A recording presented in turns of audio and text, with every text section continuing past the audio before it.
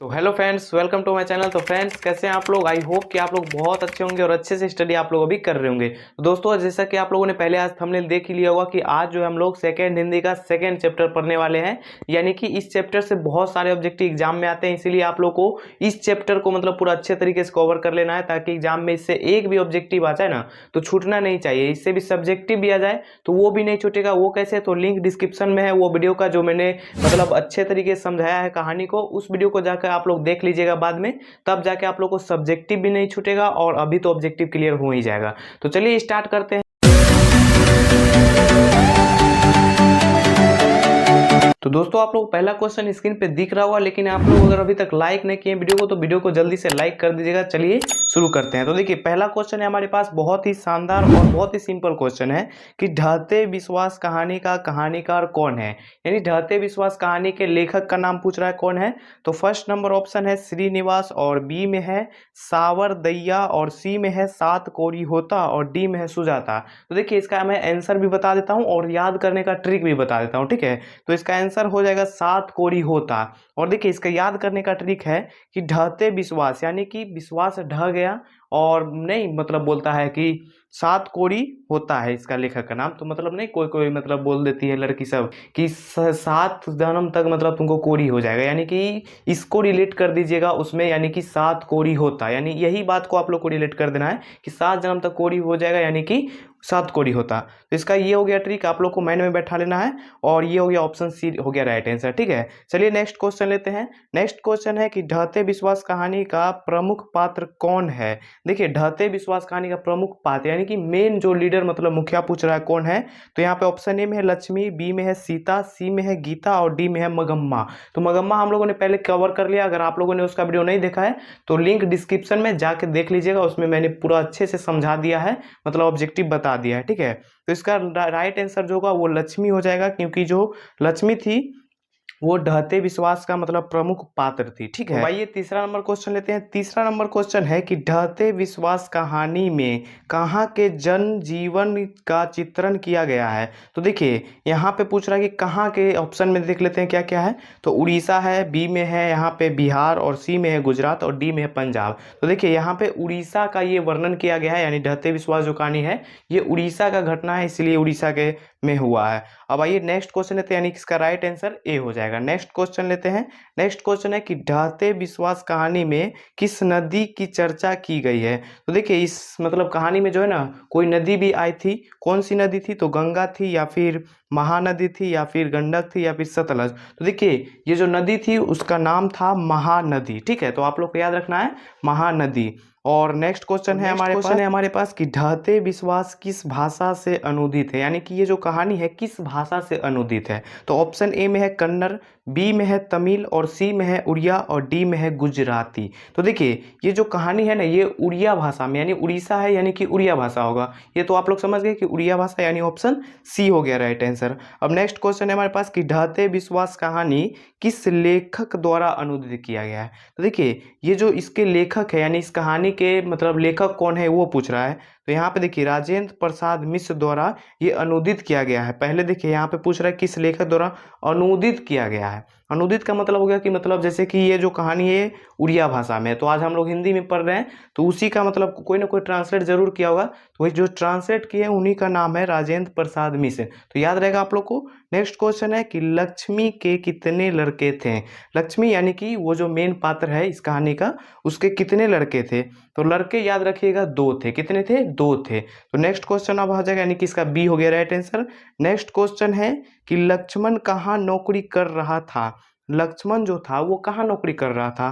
तो इसका right answer देखते हैं क्या होगा। ऑप्शन में पहले देखते हैं क्या है, कोलकाता में, या फिर लखनऊ में, या फिर सूरत में, या फिर पटना में। तो देखिए, लक्ष्मण जो था वो कोलकाता में नौकरी कर रहा था। अब नेक्स्ट क्वेश्चन है हमारे पास है कि तुरई के फूल की तरह खिलखिलाकर हंसते लोग सहसा मुरझा गए, यानी यह पंक्ति जो है किस कहानी से लिया गया है। तो यह पंक्ति जो है याद रखिएगा कि ढहते विश्वास से लिया गया, यानी कि लोग मतलब पहले हंस खेल रहे थे और अचानक इस कहानी में ऐसी घटना हो जाती है जिसके कारण मतलब लोग जो है ना मुरझा जाते। अब नेक्स्ट क्वेश्चन है हमारे पास कि लक्ष्मण के पत्नी का क्या नाम था। तो लक्ष्मण के पत्नी का नाम था ल से लक्ष्मण, और ल से लक्ष्मी था उसके पत्नी का नाम, ठीक है। ये ट्रिक है, याद रखिएगा, ल से लक्ष्मण, ल से लक्ष्मी। तो आइए नेक्स्ट क्वेश्चन लेते हैं। नेक्स्ट क्वेश्चन है हमारे पास कि हीराकुंड बांध किस नदी पर है। तो देखिए हीराकुंड बांध जो है महानदी पर है, ऑप्शन ए हो जाएगा इसका राइट आंसर। ठीक है, अब आइए नेक्स्ट क्वेश्चन लेते हैं। नेक्स्ट क्वेश्चन है कि लक्ष्मी के ससुर मर गए थे, यानी उनके ससुर कैसे मर गए थे वो पूछ रहा है। तो ऑप्शन ए में है मंदिर में काम करते समय, बी में है बांध में काम करते समय, और सी में विद्यालय में काम करते समय, और डी में मस्जिद में काम करते समय। तो याद रखिएगा कि बांध बनाते समय उनके ससुर मर गए थे। ठीक है, अब नेक्स्ट क्वेश्चन है कि गुण निधि ने किस दल का गठन किया था। मतलब गुण निधि था एक लड़का, वो किस दल का गठन किया था वो पूछ रहा है।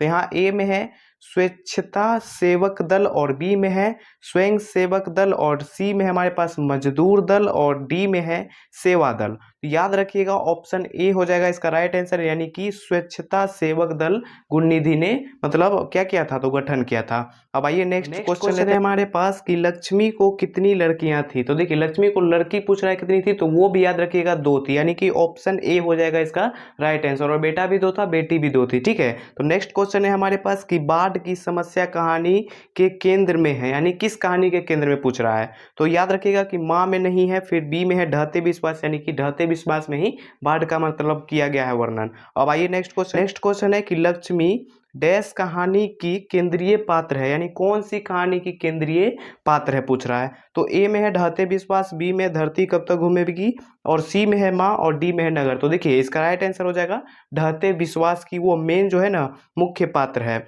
अब आइए नेक्स्ट क्वेश्चन लेते हैं। नेक्स्ट क्वेश्चन है कि सात कोड़ी होता कथाकार है, यानी सात कोड़ी को मतलब होता जो है वो किस कहानी के कथाकार है।